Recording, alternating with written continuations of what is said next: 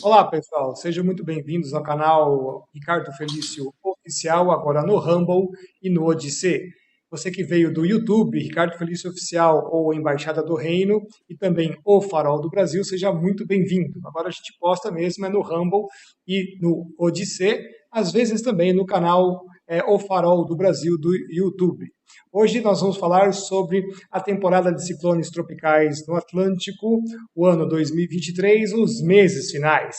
E para falar sobre esse assunto, nós trouxemos o nosso querido professor Marcel Ligabou, que é o especialista em furacões e mora nos Estados Unidos. Boa noite, professor Marcel. Muito obrigado mais uma vez por o senhor estar aqui presente conosco, ainda mais que o senhor está em missão aí externa, trabalhando, né?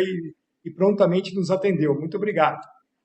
Obrigado novamente por mais esse convite. É sempre bom falar, né, sobre clima, principalmente na minha área, furacões. É sempre bom ver o que eu posso trazer de curiosidade para vocês.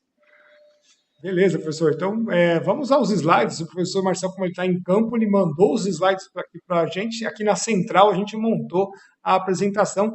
Aí você acompanha agora com o professor Marcel Ligabou.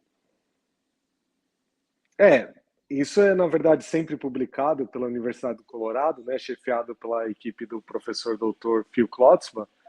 E o que nós temos até agora, né?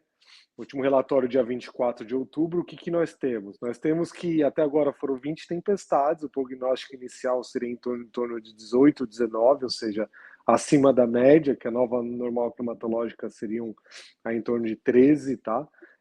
Tempestades. Então, nós estamos acima da média, e curioso porque é um ano de El Niño, né? Sim. Então, mas todos os prognósticos estavam apontando para uma temporada.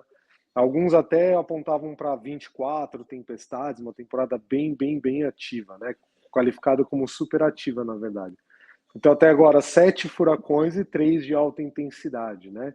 Nesse aspecto, estamos dentro da média, né? Esperado para uma temporada normal.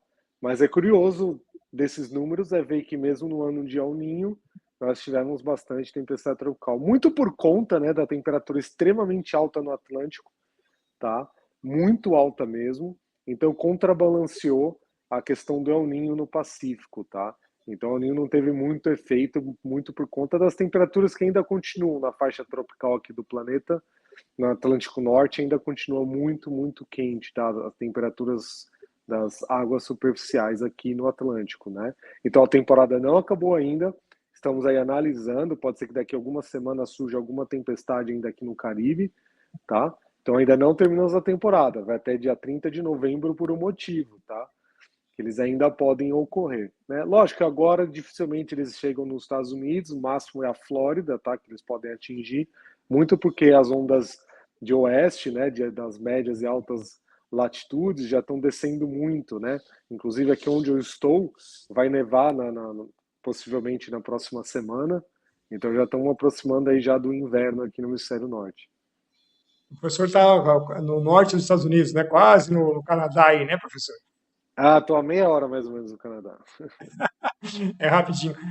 Não sei, professor, como nós saímos de um Laninha que foi intenso, aí de mergulho profundo de 3 anos, será que também não tem essa componente de que até dá essa inversão total do El Ninho, e aí não dá tempo para o Atlântico, por estar mais aquecido na sua base, ele também ele consegue, como o senhor falou, será que esse é o ponto crucial? Porque ainda o El Niño está se fortalecendo, né? Ele vai até o final do ano agora, acho que com 90% de chances de se fortalecer mais ainda. Será que ainda também seria aí esse rampante do El Niño que ainda também não está ajudando a segurar Com, um cer pouco a... com certeza, os dois fatores aí, né? A questão do Atlântico está muito quente também, então deu uma contrabalanceada, né, nessa questão da convecção na faixa tropical. E o El Niño não funciona assim também o casamento, né, entre a relação entre a atmosfera e o oceano não é tão rápida assim, né? Essa interação não é assim, né? Você verifica águas mais quentes e ali você vai ter um padrão já da atmosfera respondendo a essas temperaturas mais quentes. Isso demora um tempo também, né? Até porque nós estamos vindo aí de alguns anos já com bastante laninha, então até demora um pouco, tá? Aliás, eu acho que também tem muito a ver com a época que foi está sendo formado o El Niño, né?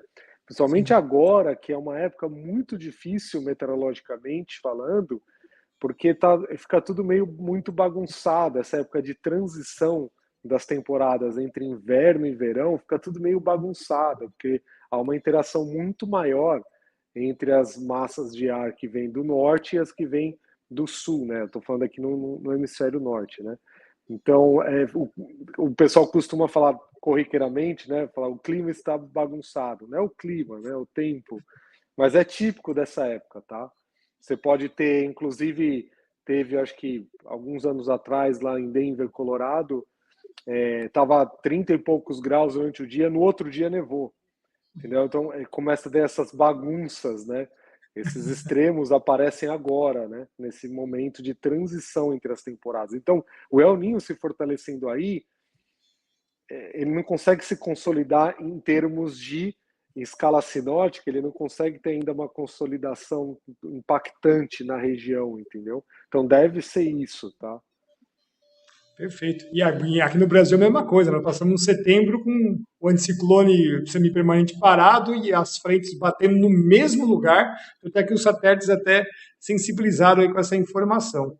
Aí, esse aqui tá bonito, hein, professor? Vamos até dar um zoom aqui. Porque a gente fala dos números, né? Mas o problema de você ter muito furacão é se eles chegam em continente, né?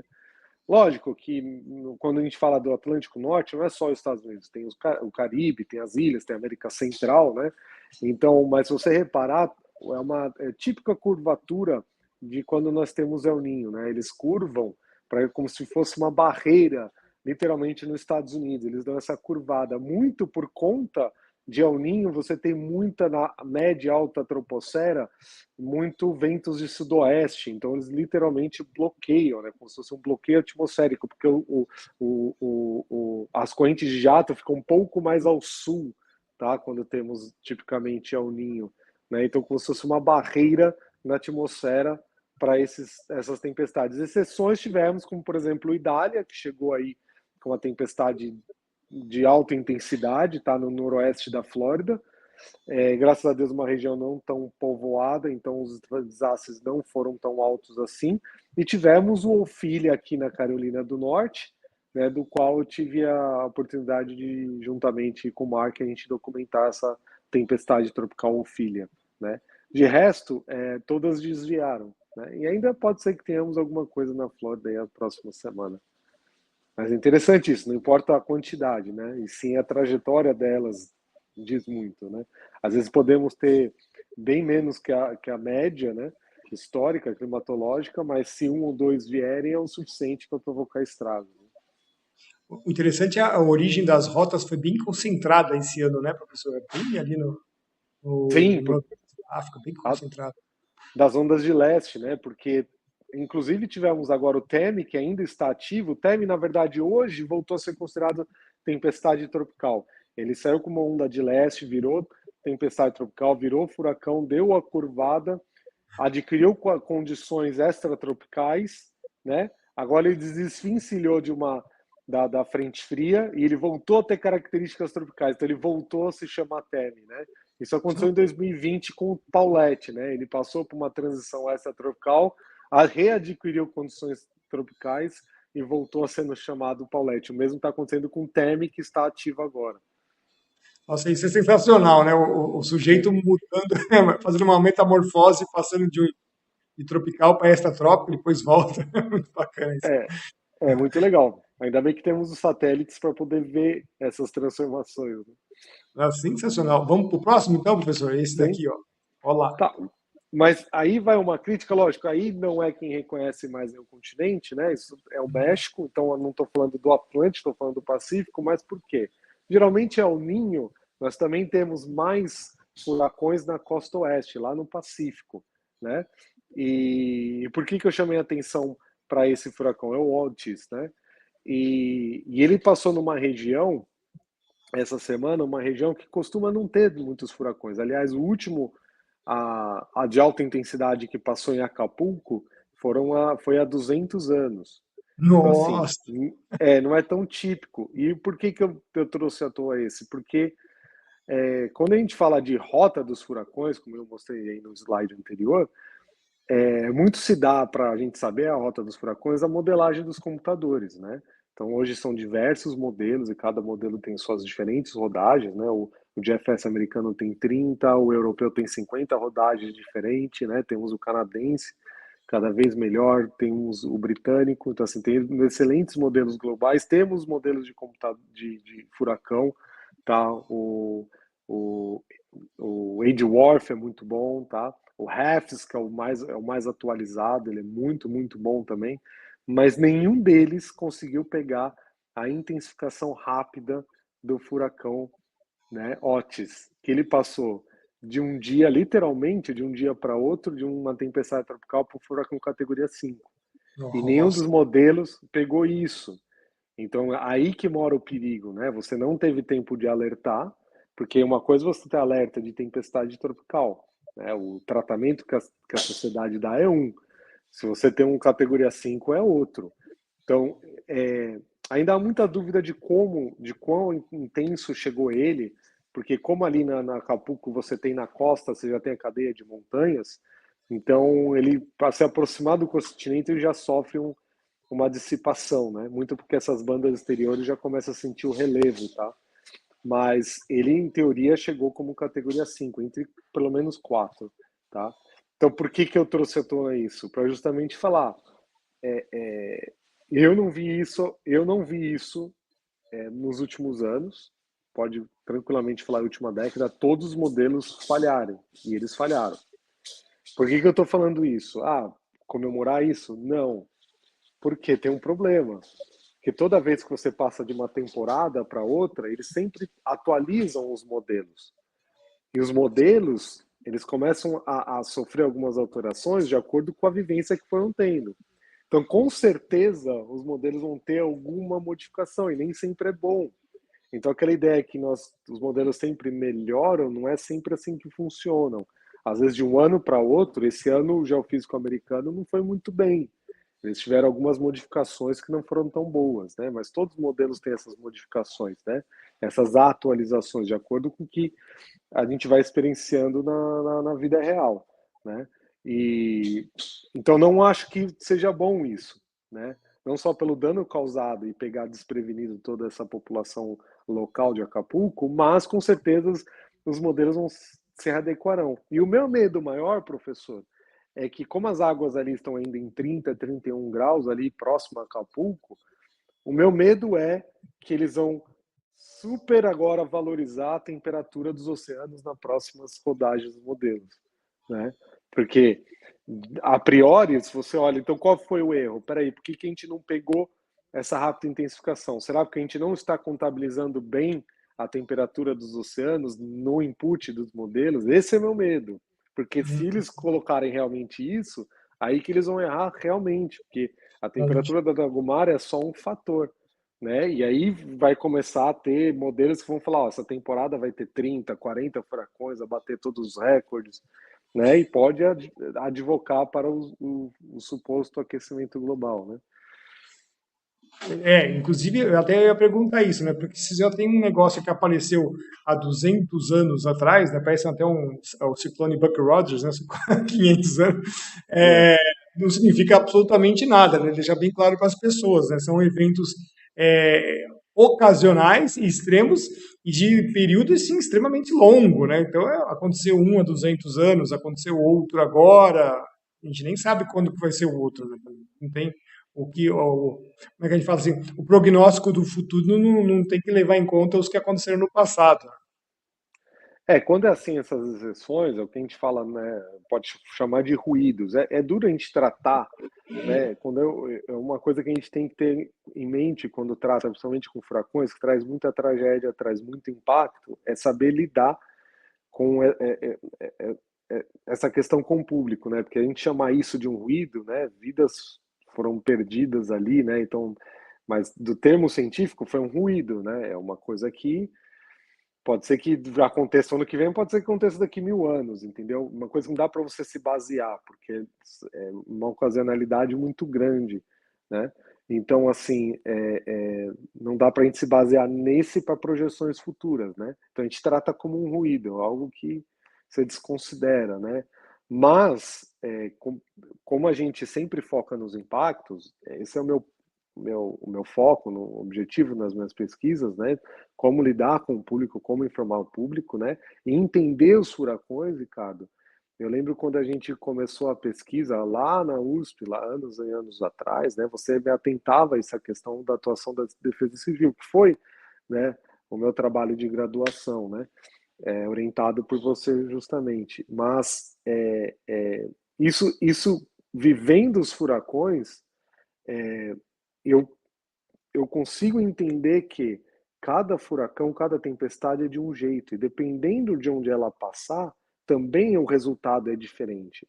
Então, não existe isso, só uma tempestade tropical. Às vezes, o impacto dela é muito maior que um furacão, né? Esse estágio inicial do furacão que nós chamamos de tempestade tropical, porque depende da região que ela vai passar, depende da estrutura dela, velocidade de deslocamento. Então, como eu foco nos impactos, eu não desmereço nenhuma tempestade tropical e nenhum furacão, né? Então isso a gente tem que ter em mente, que às vezes esses são ressaltados, mas o mais comum nós temos tempestades tropicais, não furacão categoria 5. E acho que esse tem que ser o nosso foco, continuar sendo o nosso foco, né? Como a gente se prevenir, como a gente entender melhor os impactos. Logicamente a gente vai errar um pouco a rota, melhorou muito a trajetória, né? Há 15 anos, o erro, o cone de projeção da rota do furacão era 900 quilômetros para saber onde é o centro da tempestade. Hoje está em 200 quilômetros, entendeu? O erro. Melhorou muito e vai melhorar ainda mais, acredito, entendeu? Mas a questão dos modelos, e para a gente entender, a intensificação da tempestade é muito difícil ainda, né? Porque você precisaria de muitos mais dados do que nós temos ainda. Então, é um grande incógnita nessa área dos furacões de como a gente conseguir fazer um bom prognóstico é a intensidade. E ficou claro agora, tá? Porque assim, a rota, a gente está muito, muito assertivo com relação a isso, tá? Lógico, tem a variação que acontece por diversos motivos. Eu, quando eu vou lá interceptar as tempestades, eu aprendi muito com o Mark isso, como a gente corrigir onde nós vamos estar para pegar o olho do furacão, porque ele vai mudando, né? Tem diversos fatores físicos, que, por exemplo, a gente fala de wobble, né? Que o núcleo ele vai fazendo assim, né? Ele vai fazendo como se fosse um bambolê, né? Então, se fosse um peão perdendo força, assim, ele fica, né, balanceando. Então, o centro se desloca, e esse pouco deslocamento são quilômetros, 30, 40 quilômetros. Então, assim, tá dentro da margem do erro da própria sistema caótico que é um furacão, entendeu? Então, assim, não temos problemas com a rota dele, mas com a intensidade estão muito aquém ainda, né? Os modelos não têm como resolver isso ainda, porque o input, né, os dados, quanto mais você tiver, melhor. Aí sim nós podemos ver com a realidade adequar o resultado da saída dos modelos, né? Então, infelizmente, isso serviu como laboratório, infelizmente, serviu como aprendizado, né? E é assim, às vezes é triste a gente dar essas notícias, mas para a gente trata como ciência, a gente trata como dado. Mas por lidarmos com vidas, é complicado falar essas coisas. Não sei se o senhor está querendo, se eu conseguindo entender, se o público está entendendo. É difícil. Eu estou sendo frio aqui, mas quando você está lá em campo e vê o estrago que eles causam, é muito impactante mesmo, né? Então, Guerra, isso é uma guerra, exato. isso é uma guerra. Vamos, Infelizmente, isso é algo que os prós e os contras, né, da passagem de furacão. De um ponto de vista, é um fenômeno lindo, muito magnífico da natureza, só que ele causa impacto, né? Enfim, vamos lá, então, ver algumas vamos. imagens. O senhor mandou para a gente aqui uns carrosséis. Carrosséis? Vamos lá.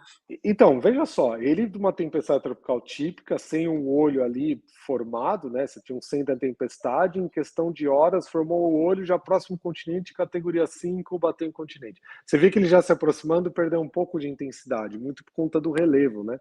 Mas veja só que loucura. De uma tempestade tropical, você não vê ali o olho definido, tem um centro, obviamente, mas ó, aí o olho se forma, já intensifica rapidamente, muito. Uma intensificação absurda, assim, muito rápida, né? Nossa, Como vou que fazer aqui Como que a gente consegue entender que esse monstro, em algumas horas, vai se intensificar tanto? É um desafio muito grande, né? Mas a rota era praticamente certo que ele iria para Acapulco, né? Então, novamente, o erro é da intensidade dos sistemas, né? Bom, vamos para o outro aqui. Olha só isso daqui. Isso aqui é o prédio no primeiro estágio, depois virou isso aqui. Meu Deus do céu, como é que é isso, É, professor? exato, porque também a região não é muito preparada, porque não é comum, né, ter furacões. É Acapulco. Em outras regiões do México, sim, não ali, né? Então, com certeza eles vão mudar o código de obras na região, porque foi altamente impactado, assim. Então, quanto mais em altitude você tiver, mais fortes serão os ventos, tá? Então também tem isso, né? Os prédios sofrem muito com a passagem do furacão. É, só para avisar o prédio não está torto e caído, não, tá, gente? Acho É que um a foto desenho. é o É ângulo, né? isso, isso, isso. Só olha assim, bom, mas derrubou o prédio? Não, pessoal, é o ângulo da foto aqui, porque a gente está passando várias vezes para as pessoas verem aqui. É, e esse aqui, professor, vamos lá. Ó, do campo do Viseu, à noite, aí amanheceu, virou um furacão, anoiteceu, ele chegou. Então, no intervalo aí de um dia, percebeu? À noite, de Nossa, madrugada de um dia, amanheceu, ele como tempestade tropical, no mesmo dia, durante a tarde, se intensificou, à noite ele chegou como furacão de alta intensidade, né? Ou seja, como lidar com isso, professor, né? nossa, mas é tipo assim, em 24 horas, então a cada quatro, 5 horas ele estava meio que mudando de estado. Foi um negócio absurdo, foi um negócio absurdo mesmo. Olha isso. Gente, olha isso, gente. E o olho pequeno, porque isso ajuda, quanto menor o olho, mais rápido vai ser a intensificação do sistema, né? Então, um olho também pequeno. Então, são várias condições, características estruturais, físicas, que carece muito ainda de estudo, né? Algumas coisas a gente sabe, óbvio, né? Mas muita coisa ainda não sabemos, né? Pessoal, vocês veem que a imagem começa, né? Vamos lá, ela começa de À noite, né? noite, Passa para o dia, por isso que fica bem claro e bonito, depois passa para a noite de novo, gente. É assustador isso aqui, nossa. intervalo de 24 horas, literalmente, né? 24 horas mesmo. Agora nós temos aqui um ator aqui, pessoal. Vou mostrar para vocês aqui a de um ator aqui. Quem é esse ator aqui? O que ele está fazendo aqui? Acho que o áudio não vai estar agora aqui, pessoal. O professor Marcel vai nos explicar o que ele está fazendo e a seguir, após os três filmes aqui, vocês vão assistir o filme na íntegra com ele. Aí era justamente no Tempestade Tropical Ophelia, na Carolina do Norte, eu juntamente com o Mark. Pessoal, isso não é um mar, isso é um rio, tá? É o rio Pamlico, né? Ali tá o Mark Professor, e você está conseguindo ouvir o seu próprio áudio? não.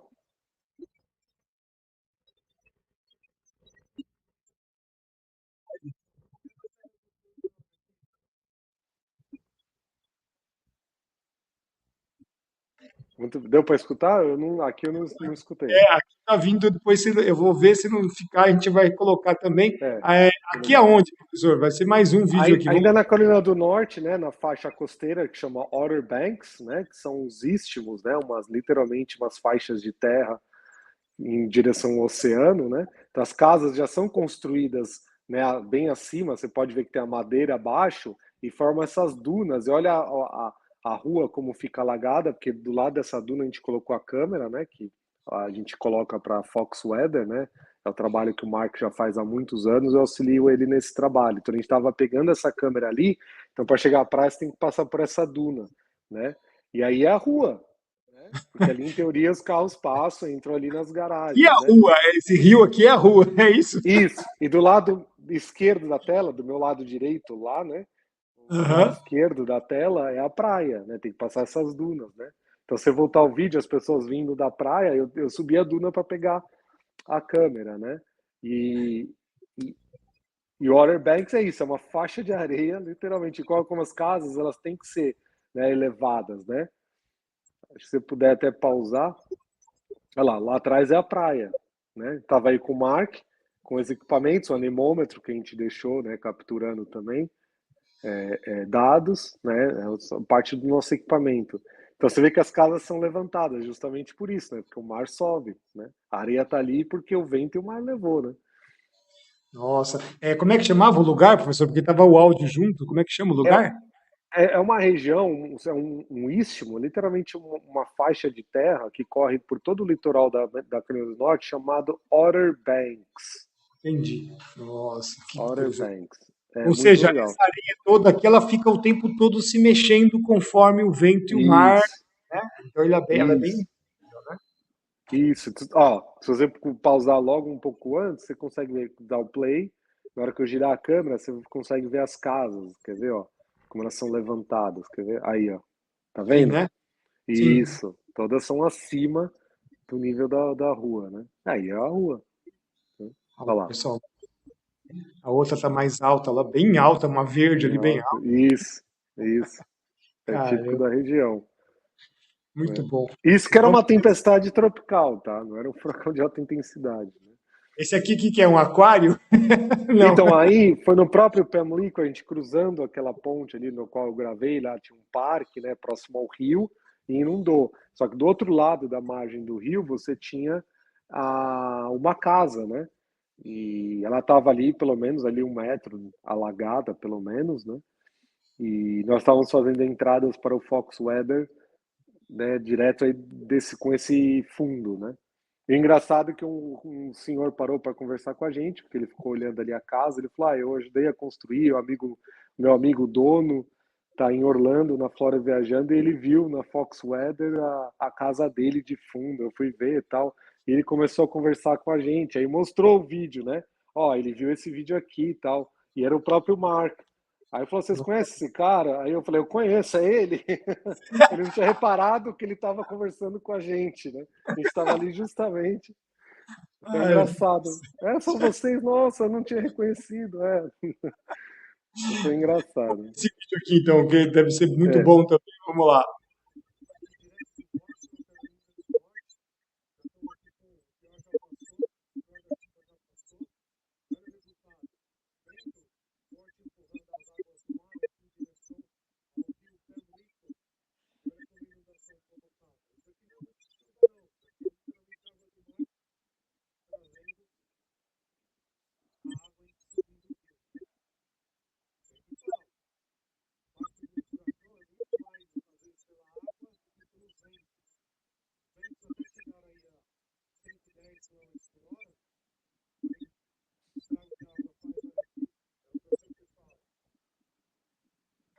Nossa, É, muito.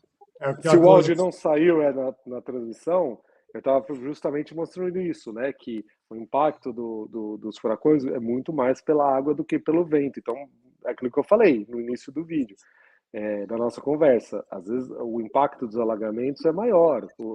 Qual que é o impacto de uma tempestade tropical? Os ventos não vão ser tão altos assim, né? As estruturas vão aguentar, pode ter uma outra queda de energia, né? Algum estrago, tipo alguma outra árvore cair, mas nada é muito localizado.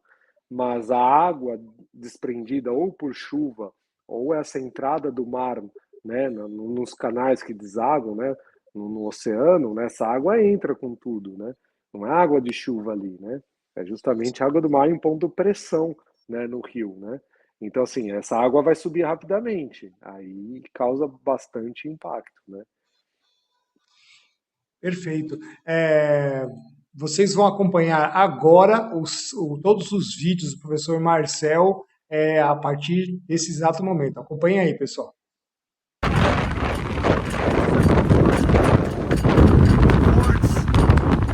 Aqui o rio, até nessa área de playground aqui.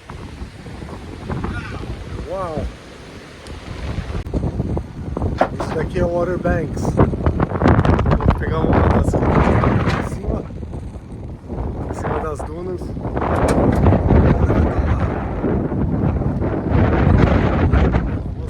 Região de Outer Banks.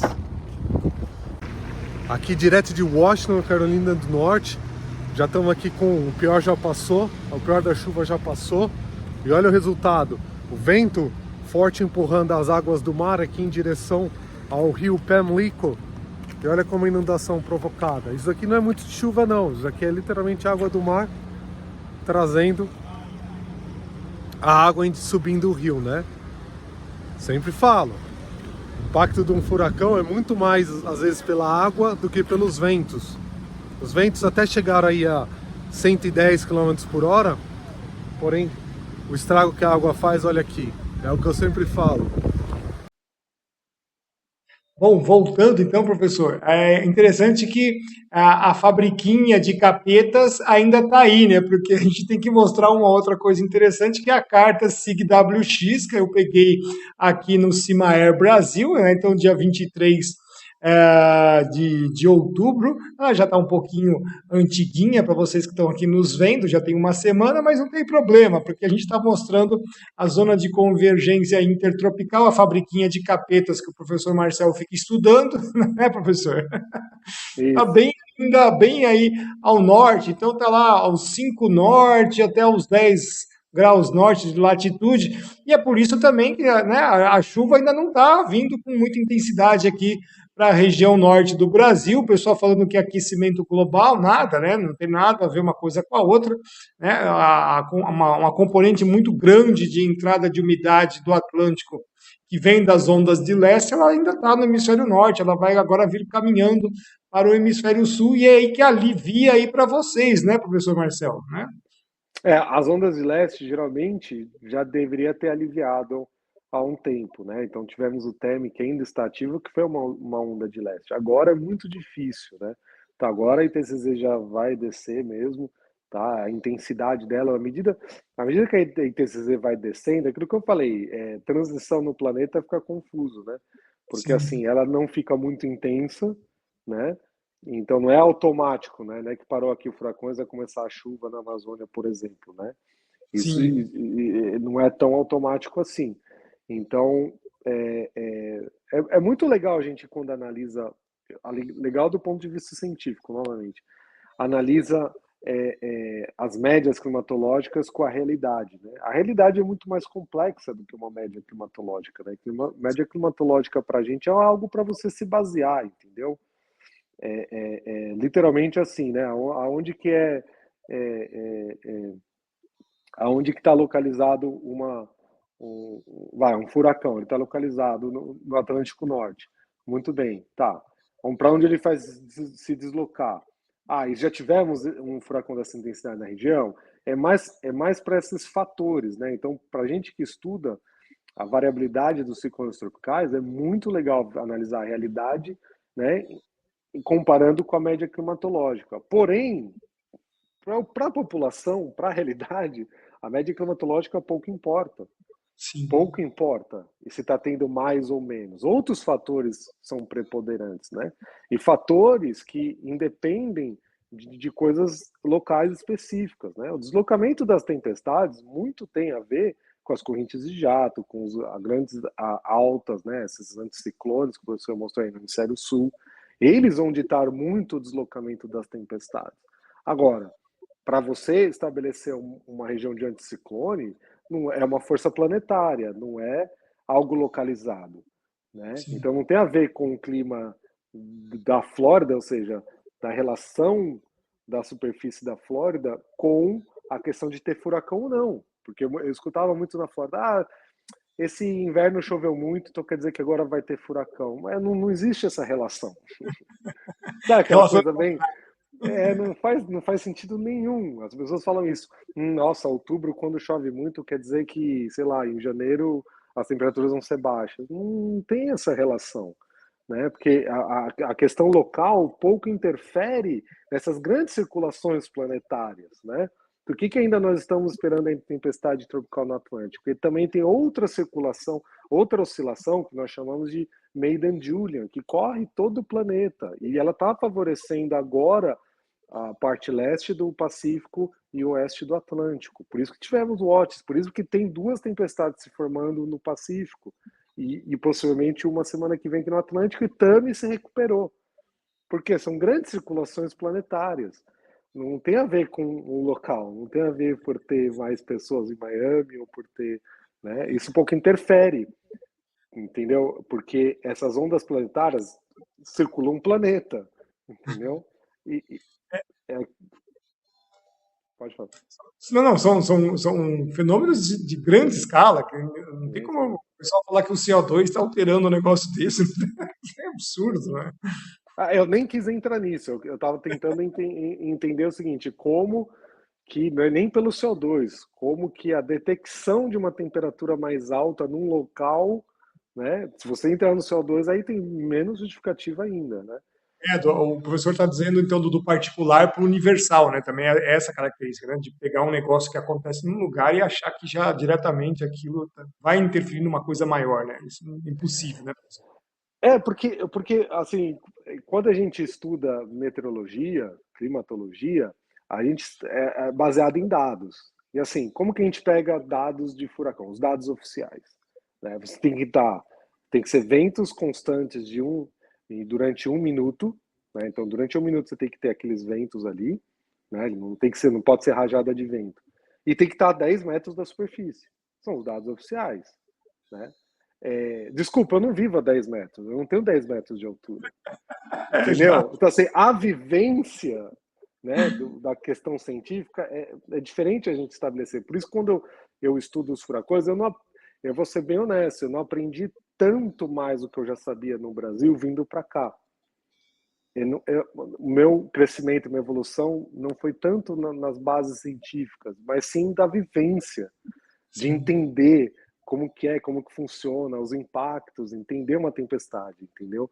Porque, assim, o que me motiva mais nessa área é ver que justamente como somos suscetíveis a qualquer mudança dessa máquina termodinâmica chamada furacão. E somos, porque, quer dizer, ela deve estar em tempestade tropical, em algumas horas vira furacão categoria 5, pronto, todos os seus preparativos já não vão dar certo. Então, assim, isso é absurdo se você for imaginar isso daí.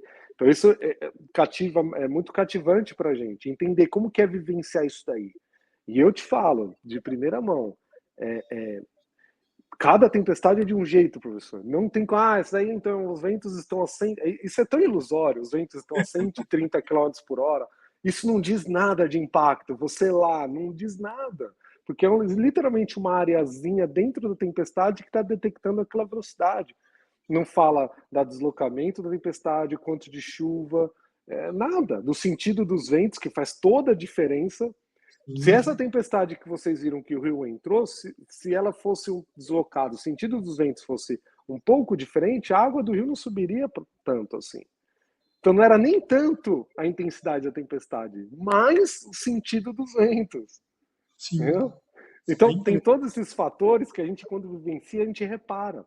E é pouco para a gente interessa se é 135, 130 km por hora, 100...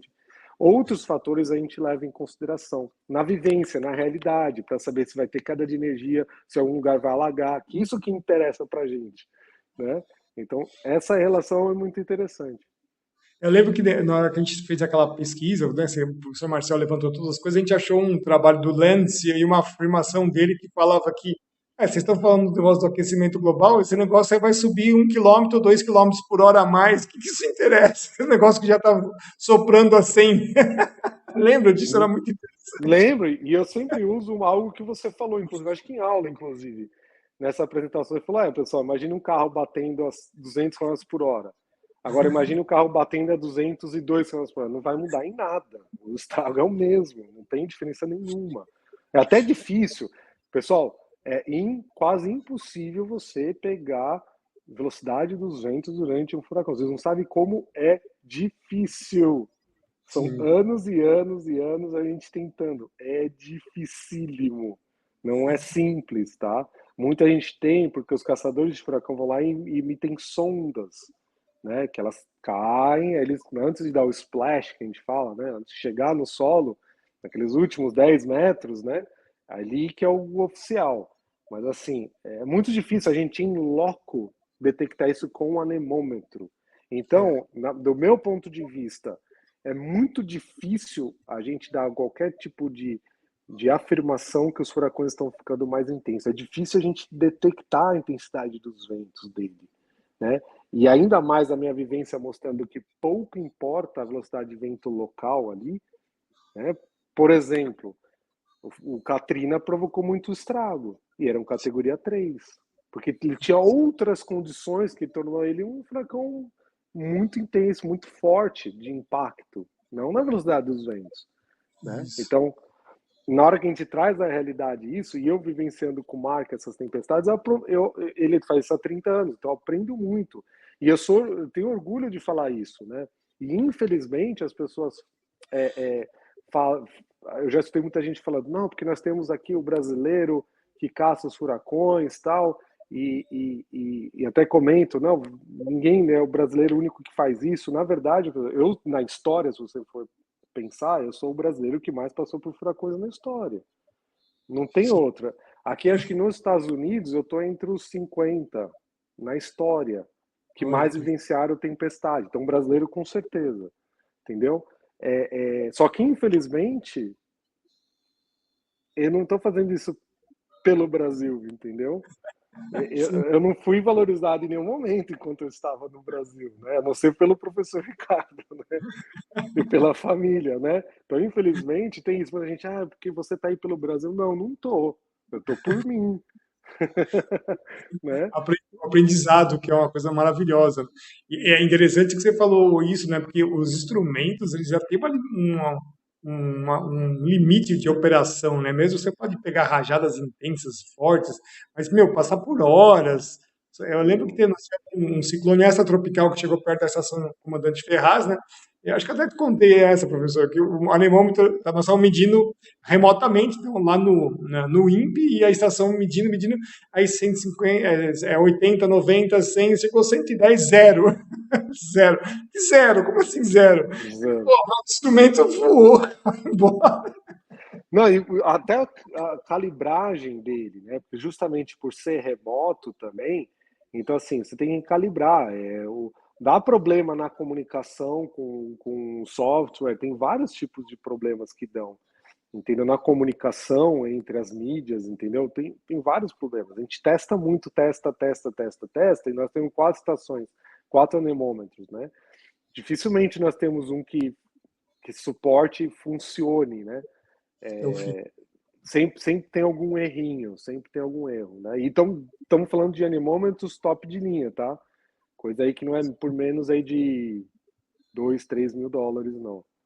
Né? Então, É assim, interessante, né? Porque os instrumentos, eles têm uma range de operação onde eles têm um erro menor, mas quando vai, inclusive, pegar as coisas muito próximas do calmo também é um outro problema, né? E como também é pegar umas coisas extremamente aceleradas, é muito difícil você conseguir pegar aquela velocidade imensa ali, porque ele não está preparado para aquilo lá. Ele tem uma range, né, de umas coisas mais normais, né, professor? tem umas dificuldades operacionais, quando, por exemplo, colocavam um anemômetro e ele sumia. A gente achava que tinham roubado durante o furacão Laura, marcar roubaram. Aí colocamos o próximo, então vamos colocar a câmera nossa de frente para o anemômetro, né? Agora o Mark sempre faz isso. Ah, que bom. E aí descobrimos que não era roubado. O que acontecia? Estava criando cria uma ressonância que nós prendemos no concreto, né? Nós atarrachamos, criava uma ressonância que desatarrachava, entendeu? Oh, E aquilo eu apertava forte, para isso. É um equipamento que a gente adaptou de construção, que coloca assim no concreto, você atarracha, aquilo não sai de jeito nenhum. Mas a ressonância, né, a vibração, criava um movimento. Aí o que a gente fez? A gente fizemos um corte e amarramos uma na outra. Então uma vai cancelar a outra, né? Uma vai te gerar para a outra, para lá elas se cancelam. Então não é que nossa, alguém roubou, é que realmente aconteceu isso. Gasparzinho apareceu lá. Então, são tecnologias que nós vamos aprimorando, né? E por isso que é difícil, né? Agora, pressão atmosférica é muito mais fácil. É um É, sensorzinho ali, você deixa lá, ele vai pegar. Entendeu? Então, acho que o futuro é esse mesmo, a gente ir mais pela pressão atmosférica do que por velocidade dos ventos. É muito mais fácil você pegar dado, é muito mais fácil você relacionar com o impacto, né? De entender o impacto de uma tempestade. Então, acho que o futuro é esse. perfeito. Deixa eu só fazer então aqui a nosso anúncio, professor. Nós estamos aí com o nosso curso Bases Científicas e Epistemológicas contra a Fraude da Mudança Climática, né? Você tem aí disponível nesse site que também estará na descrição do vídeo. Quero agradecer aos nossos queridos apoiadores que estão sempre nos apoiando, né? No Vaquinho, Everaldo, a Lígia, a Silvia, no PayPal, o Rubens, nossos colegas, queridos amigos, o Celso, a Marina e a Maria, na nossa caixa, nas lotéricas, e os grandes apoiadores, aí, os nossos heróis, os 20 pessoas que fazem o apoio através, né, do fundo Apoia-se. Meu muito obrigado. E aos nossos colegas, aí, o agradecimento que estão sempre nos trazendo, prestigiando com informações. Professor Marcel, gostaria que o senhor fizesse as suas considerações finais aí para mais um mês aí da temporada 2023. Está com alguma expectativa de fazer alguma coisa? E também o senhor deixar aí o link deixar as suas considerações sobre o seu trabalho também no Tudo sobre Furacões. E eu acho que teremos alguma coisa ainda se formando no Caribe, tá? Pelo deslocamento das frentes frias, pode ser que ele desvie antes de chegar na Flórida, mas talvez Cuba sofra alguma coisa ali, com uma tempestade tropical ou do gênero. Não acabou a temporada ainda, tá? E eu vou deixar aí uma frase que eu conversando com o professor doutor ano passado, Neil Frank, ele foi diretor do Centro Nacional de Furacão dos anos 70 até os começo dos anos 90, né? Ele já com seus 90 e poucos anos, já o Neil Frank, e ele falava, né? Tive a oportunidade de conversar com ele, uma pessoa bem querida, e ele falava assim, olha, quando não temos muitos furacões, na verdade a frase dele correta é a seguinte, estou traduzindo aqui, né? A frase correta dele é o seguinte, se não tivéssemos furacões, teríamos coisas piores. Por que eu estou falando? Porque o oceano ainda continua quente, não tivermos grandes tempestades no Golfo, tá? Essa energia vai ser distribuída ainda para a atmosfera. Agora nós estamos entrando em outra fase. Então, um choque com essa chegada, a descida desses ciclones, essas tropicais, essas frentes frias, vai criar bastante par. Pode ter tornado. Antes de ontem tivemos tornado em San Antônio. Então, assim, não tivemos furacões no Golfo. Tivemos pouco impacto nos Estados Unidos. Porém, como o professor disse, às vezes, não tendo furacões é porque vai vir algo pior, né? Então, assim, acredito que teremos um inverno aqui na parte sul dos Estados Unidos com bastante tempestade, bem chuvoso, pode disparando tornados, tá? Porque o oceano ainda continua quente. O furacão não dissipou aquela energia. Então, não vai se dar muito bem chocando com massas de ar bem mais frias, né? E com uma vorticidade alta que uma frente fria traz. Então, O interessante é isso, né? Porque não tirou, não fez uma redistribuição do próprio oceano, né? E aí vem aquele gradiente de frio depois, né? Não tem jeito, né? O frio vem e o frio é avassalador no hemisfério norte, né? Então vai ser um gradiente muito intenso, né?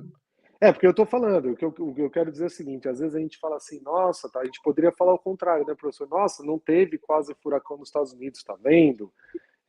O aquecimento global não vai aumentar a intensidade, a gente poderia jogar por esse lado, a gente nunca faria isso porque isso não é científico.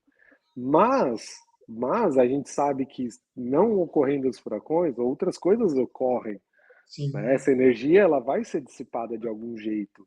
Então, tá vendo como é dúbio, né? Então, se tivesse diminuindo, muita gente pode falar, tá vendo? Ó, não quer dizer, não é verdade que os furacões estão aumentando nos Estados Unidos, tá? Mas isso não é um bom sinal. Exatamente, tem que Não é um bom sinal. dissipar energia de alguma forma, né? Exato. E quem quiser entrar no meu canal, tudo sobre furacões, né? Esses vídeos que eu trouxe aí pro canal do professor aqui para vocês, são típicos vídeos daqueles que participam do clube de membros do canal, entram no Patreon e ajudam, que eu durante a tempestade vou mostrando videozinhos ou falando, se tem acesso mais fácil a mim, né? Então é aquela coisa, né? Eu trago informações a mais, coisas interessantes, e a pessoa ajuda também o canal, porque a ideia mesmo é a gente ter algo nosso sem depender muito, por exemplo, do Mark, que eu dependo muito, né? Que a gente faz trabalho em conjunto, né? Mas eu quero ter um dia um equipamento nosso, entendeu? Então esse é o nosso foco. Aí sim, primeira vez uma transmissão 100% brasileira, né? Equipamentos 100% financiados pelo Brasil. Quem sabe, talvez um dia, né? Não, vai sim, com certeza. É.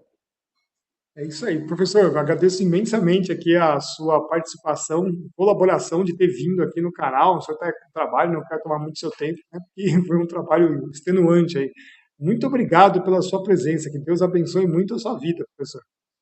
Obrigado, sempre estou disponível aí quando quiser. É uma honra participar aqui e rever, né? Assim, as pessoas talvez não entendam que ter presenciado, ter vivenciado a minha pesquisa, né, ter sido construída com o professor Ricardo é sempre, para mim, é um orgulho tremendo. E muita gente, às vezes, me questiona assim: ah, mas quer dizer que ele fica falando só de questão? Eu falei: não, ele nunca influenciou na minha pesquisa, ele nunca chegou para mim e falou assim: ah, professor, você tem que mostrar, Marcelo, você tem que mostrar. Na época eu não era professor. Você tem que mostrar que os furacões estão diminuindo. Nunca, nunca. Né? Isso não é nada de científico. Então, porque do outro lado isso acontece, né? A gente sabe disso. Do outro lado isso acontece, né? Então, Dados é terrível, né, professor? é, Mas muito obrigado, professor, viu? Que Deus abençoe muito o senhor aí na sua busca pelos furacões. Nós vamos ficar sempre atentos aqui. E depois que acabar a temporada, pessoal, o professor ele sempre é convidado para fazer o balanço final, né? Então, até o final do ano, ele ainda vai nos visitar aqui. Professor, muito obrigado, viu? Deus abençoe muito o senhor. um abraço. Bom, e você esteve então com o professor Marcel Ligabô, do canal Tudo sobre Furacões. Ele é um dos experts do Brasil e vive nos Estados Unidos, né? Já está há bastante tempo fazendo esses estudos sobre ciclones tropicais. Nós vamos colocar a descrição do canal dele, o link do canal dele na descrição do nosso vídeo. E você pode então depois também ser membro do canal do professor Marcel Ligabô.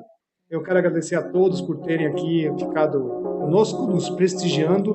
Um grande abraço, fiquem com Deus e até o nosso próximo vídeo, pessoal. Até lá!